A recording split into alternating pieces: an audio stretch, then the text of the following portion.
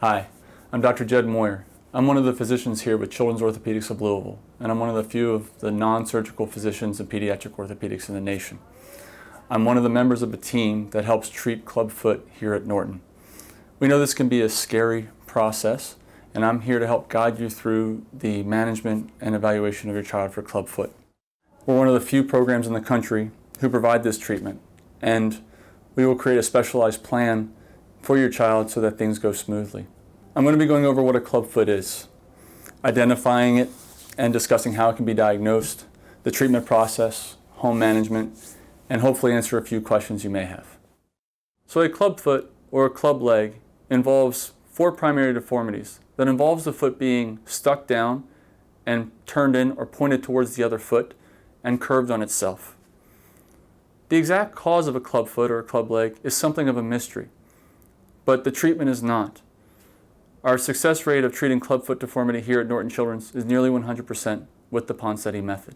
To make a diagnosis of clubfoot, no special imaging or blood tests are needed. This is typically a clinical diagnosis, where we make the diagnosis here in the office. Sometimes there can be a concern or suspicion for clubfoot on a perinatal ultrasound before the child is born. And while there can certainly be high suspicion, the diagnosis is typically not confirmed until after the child is born, and a clinical examination can be performed. Ideally, it is made when the child is very young, and a good treatment plan can be started right away. However, the effectiveness of this management lasts until late childhood, and we can formulate a plan to treat your child's clubfoot at essentially any age. Treatment of a clubfoot involves a casting method known as the Poncetti casting method. These are long leg casts that are placed on your child's leg. They are switched out once a week.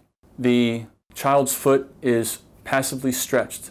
We do not break any bones in the child's foot.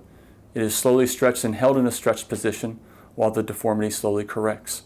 The deformity is corrected in a very stepwise fashion, and with each cast, there is further correction of the foot. The national average for casting is typically 5 to 8 casts before they are ready for a tenotomy procedure. The tenotomy procedure is required in nearly 100% of the cases.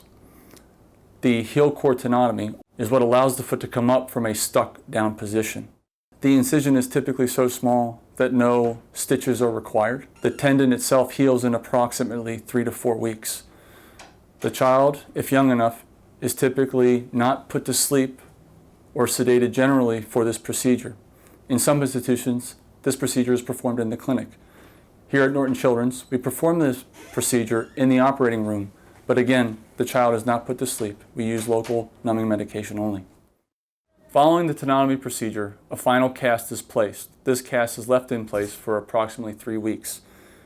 After the cast is removed, and ideally with good correction, we begin the next phase of treatment, bracing.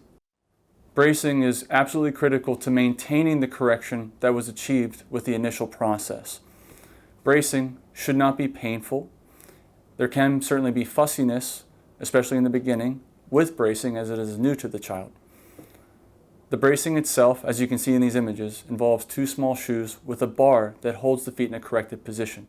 The bracing process is critical. Parent support through this process is just as critical. Although bracing can be somewhat unique to the patient, the standard care of bracing is 3 months full-time, followed by nighttime bracing, typically to the child is 4 years of age. By doing this, the relative risk of recurrence of clubfoot deformity decreases slowly to nearly 10% or less. Without bracing, the risk of a clubfoot recurring in the first year is nearly 90% or higher. So commonly asked questions include, will my child walk, or when will they walk? And the shorter answer is, yes, your child will walk, and as long as there are no other medical concerns, they would walk even if the clubfoot was not corrected.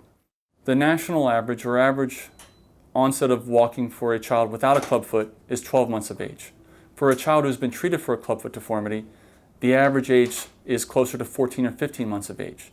And so while there can be a mild delay on the initiation of onset of walking, yes, your child will walk with a clubfoot deformity after treatment. Another common question will be, will my child play sports, or will they run around like other children? And while there is no crystal ball, the short answer is yes.